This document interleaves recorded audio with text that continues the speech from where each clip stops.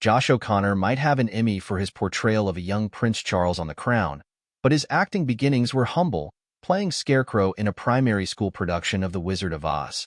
I remember loving it and being on stage and the attention and being a show-off. He tells Entertainment Weekly, laughing as he recalls how he'd always forget to move the carrot he was using as a nose off of his forehead. My brother sat in the front row, motioning to move the carrot down, and I was like, he's so rude. I'm giving my heart. But he was just telling me to put it back. Some 25 years later, he's still giving everything he has to his roles, including his upcoming title challengers, April 26th, opposite Zendaya and Mike Feist, as well as his latest, the Italian film La Chimera, in theaters Friday, March 29th, from writer and director Alice Rohrwacher. In the latter, O'Connor plays Arthur, an archaeologist who joins a band of grave robbers known as the Tombaroli. He's not interested in the wealth of treasure in underground tombs buried by the Etruscans thousands of years ago. Instead, he is on a personal journey to reconnect with his lost love, Beanie Amina, and find a portal of sorts to the afterlife. Ultimately, his search becomes his chimera, something that is impossible to achieve. When he's not surrounded by grave robbers, Arthur finds the potential for new love in Italia, as seen in the exclusive clip above. But that might be easier said than done, especially considering Beanie Amina's mother, played by Isabella Rossellini, shares his desire to reconnect with her daughter. Below, O'Connor opens up about why he's never felt closer to any of the characters he's played, what it was like filming in those real tombs, and why he was so excited to talk to Rossellini about her animal porn. Italian films often have a very different quality and style and pacing. Is that something that you could viscerally feel while you guys were filming this? Josh O'Connor, yeah. I was very familiar with Alice's work, and I think I've watched her other films, Happy as Lazaro maybe 6 or 7 times, The Wonders maybe 10, and Corpo Celeste a handful of times as well. So, that world, I was fully bought into it.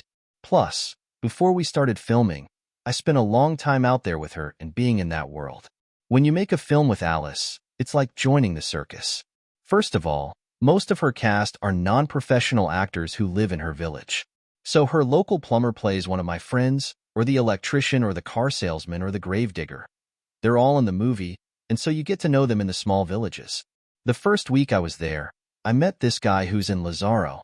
I think he's in The Wonders as well. He's called Katir. I met him and I was like, you are amazing and happy as Lazaro. I love you. You're great. And then that weekend, I was just strolling around the town, and there he was with 4 other Italian men sipping coffee in the square. You are in the world whether you like it or not. So that was quite an easy process, to be honest. As you started to dig into Alice's script and learn more about Arthur, what were you most excited to get to explore from an emotional perspective and bring to the screen? Initially, I saw Arthur like a ghost. He was kind of stuck between 2 worlds and unsure about where he existed between those worlds. So I wasn't sure if he was a ghost, or a kind of spiritual being, or an angel, or what he was. And Alice was very clear when we started. He's neither. He's a real person. I don't think she's a religious person, but she has this idea of what we can see and what we can't see doesn't differentiate between what's real and what's not. And that was a breakthrough for me. I think he is ghostly, but he's really just an outsider, and he doesn't know where he belongs. And Beanie Amina represents an element of that, and that pull to the other place was really profound and clear to me.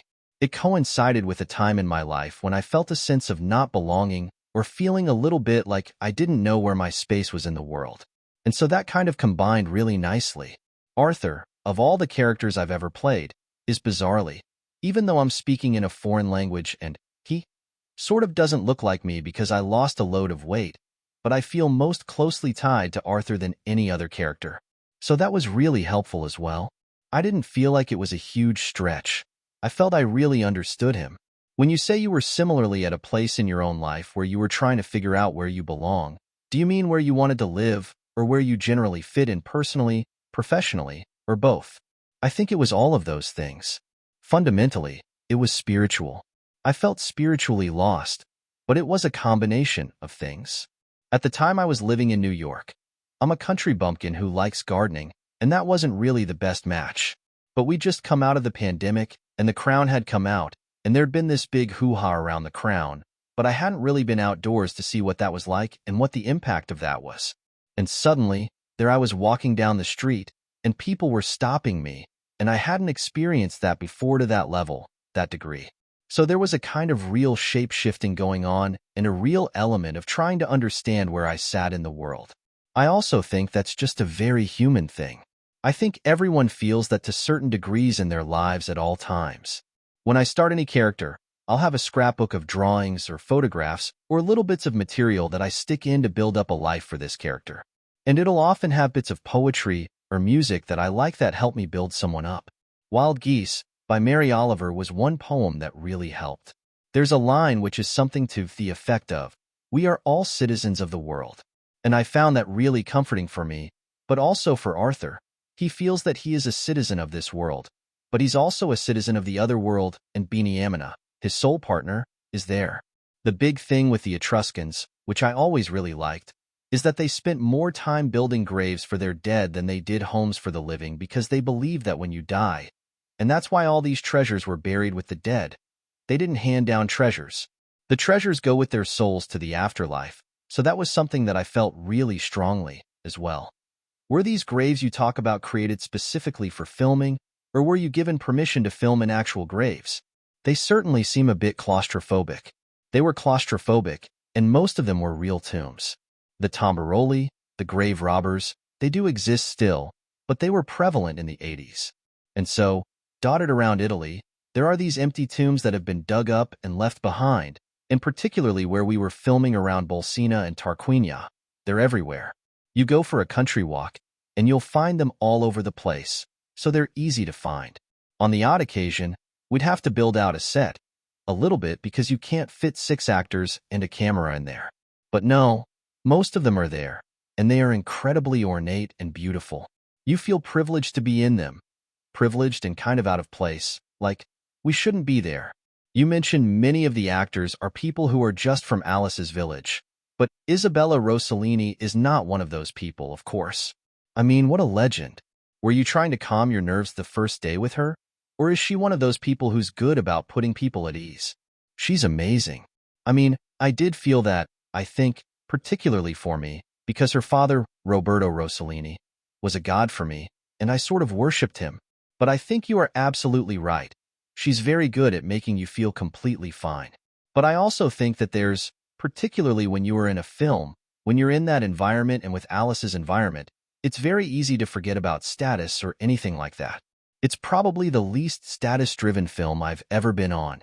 Everyone has their role, but every day, we'd eat together, we'd cook for each other, and at the end of the night, you come back and go for a swim in the lake. There's really no hierarchy. The other thing that was really funny, the one thing I did have to get over, is that I was a big fan of Isabel's. I don't know if you've seen her porn. Not actual porn. I mean, these insect porn videos, which are about the anatomy of these insects, and they are incredible, and I always loved them. And so when I met her, I was straight in with the questions about what that was about, and that was my fangirl moment. She's really special, and she's also a great scene partner. She's just really giving and brilliant.